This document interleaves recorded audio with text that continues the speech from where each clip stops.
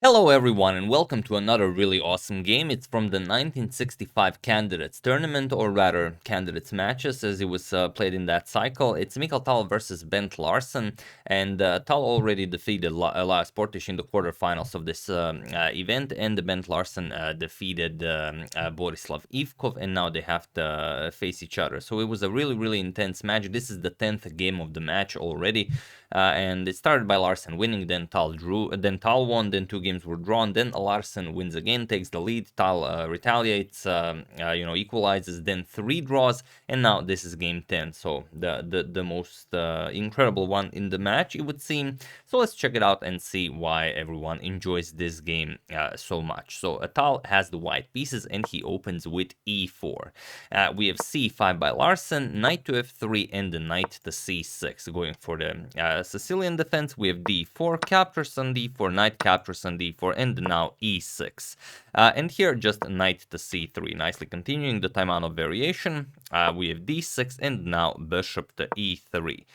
We have knight to f6, and now we have f4. So by playing knight to f6, black transposes into the Scheveningen variation of the Sicilian, and f4 is the start of the Matanovic attack against this setup. We have bishop to e7, queen to f3, now preparing to castle queenside, and both players castle. So castles.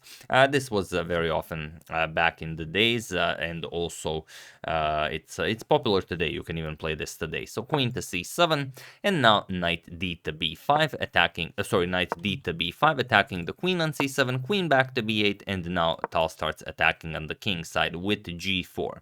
But this is nothing unexpected. Larsen just kicks away the knight from b5, knight to d4, and he trades off a pair of knights here. Knight captures on d4, bishop captures, and now b5, preparing b4, and he wants to put his bishop on b7. Is going to be very useful here and start an attack of his own. So here g5, attacking the knight, knight to d7, and now even bishop to d3. Tal says he doesn't care about this pawn to b4 move, and he even invites Larsen to play it. So Larsen, of course, goes b4. It is the strongest move. There's no argument here. And Tal doesn't play knight to a4, or even knight to b1, or even knight to e2. Tal, of course, plays knight to d5, and he says, that's a free piece. You can take it, but then if you take it, my bishop pair becomes fully operational. But this is one of those cases where it's impossible to decline this sacrifice. So let's say you don't capture the knight. The bishop on e7 is hanging. Let's say you just go back, bishop to d8. Well, then Tal would play knight to f6 check. And again, if you capture, it's just going to be really bad. Then the rooks can come to g1. The bishop is still very strong. Queen can come to h5. You will not be able to fend off this attack. So let's say you decline even this, knight captures on h7, and now you can't really decline this. You have to capture it, and now after capture, let's say queen h5 check, king g8. Now even bishop captures on g7 can be played, king captures check, and then after finally the king moves g6, and that's it. Once you play something like knight f6, you prevent checkmate. We're going to play rook h to g1. And now there's nothing to play. If queen a7, preventing any tricks on the 7th rank, we're just gonna play g7. And now either queen to h8 is checkmate, or if you play knight here to defend this, then just captures here is checkmate. You can even bring a rook into the game, because there's a rook here, and it doesn't really matter what you take into the game. So instead, after this knight to d5, Larsen accepts the knight. We have e captures on d5, and it is in fact the strongest move recommended by the engine. And now e captures on d5. And now what Tal did here is that he gave up a piece, but he really discoordinated black's pieces. They can't really communicate well, and he sort of has this invisible barrier along the e file. As you can see, all of these squares are controlled by Tal's pieces, and most importantly, the pawns are controlling e5 and e6. So that's going to be very important. And how is black to get back into the game? So the sacrifice isn't fully correct, and you have to play g6 here in order to withstand the full pressure of Tal's attack. But this is something that we know today, with the help of modern engines. In the game, f5 was played, and this makes it a little bit easier for Tal to continue the attack. He plays rook d to e1, puts pressure on the bishop on e7, and now how do you defend? Do you move the bishop back, or do you play rook to f7 to defend this bishop? So you could consider both, and both moves have their merits, but bishop to d8 is much better etc. here. But here it's almost as if Tal already got under Larsen's skin, and here he was maybe thinking, okay, I'm not going to have all of my pieces on the back rank. I'm playing against Tal. This is, I might as well resign right away.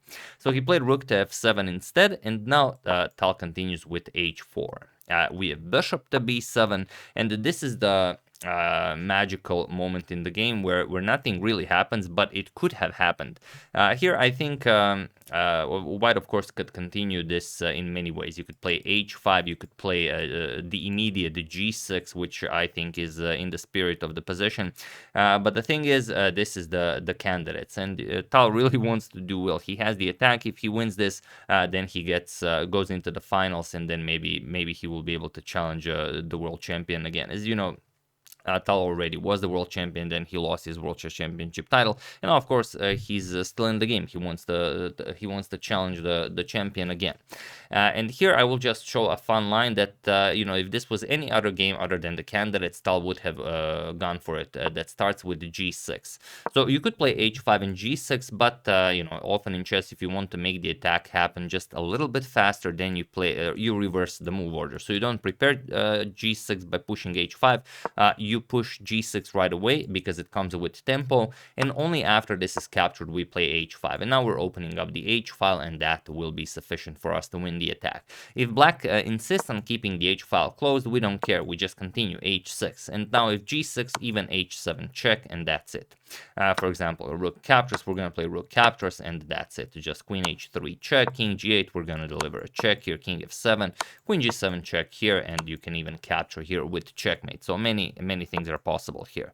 Of course, there's a lot more to consider, and things could go wrong if you miss something. So Tal first plays bishop captures on f5, rook captures on f5, and now rook captures on e7, attacking the knight here, but now knight to e5. So this is why the whole idea maybe of capturing on f5 isn't all that impressive, because you allow the knight into the game, but only somewhat, because now queen to e4 attacks the rook, the knight is still hanging, so queen to f8 defends the rook and attacks the white rook, and now f captures on e5. And now, of course, Tal won the piece back, but you don't have to worry about rook to f1. If something like this, queen captures king to d2, and white is completely safe here. There is no good way for black to continue this attack or anything.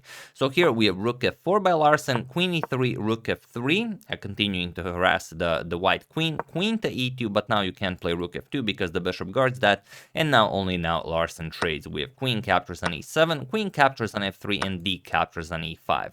So now the material has equalized a little bit, but Tal is still up a pawn. So here we have rook to e1, preparing to grab this pawn as well, rook to d8, and now rook captures on e5. And now queen to d6. It seems that Larsen is now winning the d5 pawn, but not so fast. Tal plays queen to f4, and now the d5 pawn cannot be captured. If you play bishop captures on d5, rook e8 check wins the game.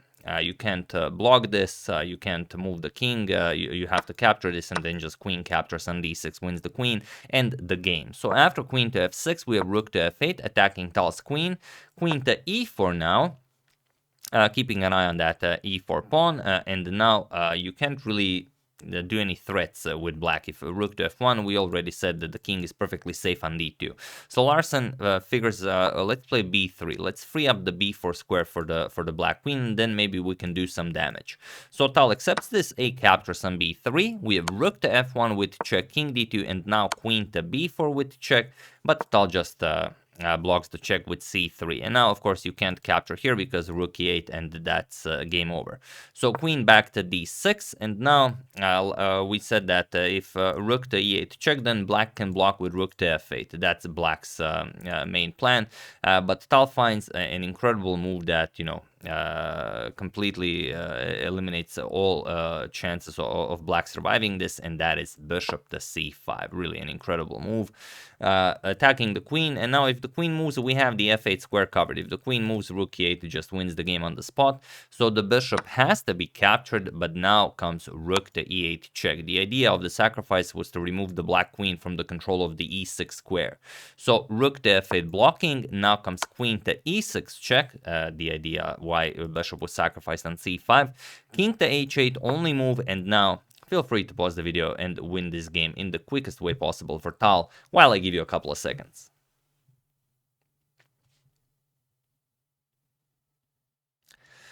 So for those of you who were able to do it, congratulations. I know you guys spotted this move, the instant you saw the previous move, but just in case, for those of you who just want to enjoy the show, it is of course queen to f7. This is what Tal played, and it was in this position on move 37 that Bent Larsen resigned the game, as there is nothing more to be done here. So with this game, he loses the match, and it is Tal who wins the semi-final match, and he goes into the finals of the candidates matches, and there he will face Boris Vasilyevich Spassky, but that's a story for a different saga, so we're gonna discuss that at some point. Just wanted to show you this game, as you guys said that you are enjoying the sudden burst of Tal games. So here you resign because there's no defense. You're gonna win the rook, and that's it. Of course, if the rook is captured, this is just checkmate. You have to give up the queen, that's it. And other than this, you really don't have anything to even try here. So yeah, that's the game. Hope you guys enjoyed it. I would like to wish a very happy birthday to Christopher. I hope you had a great day and spend it with some many friends, and that you enjoyed some chess while you were at it. And I would like to thank Tom Deralo, Jeremy Cvitkovic, Micah Kennedy, and Dylan Stannett for a contribution to my channel. Thank you a lot. I really appreciate it. As usual, you can check 2 of my previous videos here. Thank you all for watching, and I will see you soon, continuing the coverage of everything that's happening in the chess world, and just checking up on your wonderful suggestions. So thank you all. I will see you soon, and have an excellent rest of your day. And yeah, if you were wondering, yes, this is the same Bent Larsen that faced Bobby Fischer in the candidates matches in 1971, but lost 0-6 to Bobby Fischer. That's the same guy. Yes. See you soon, guys.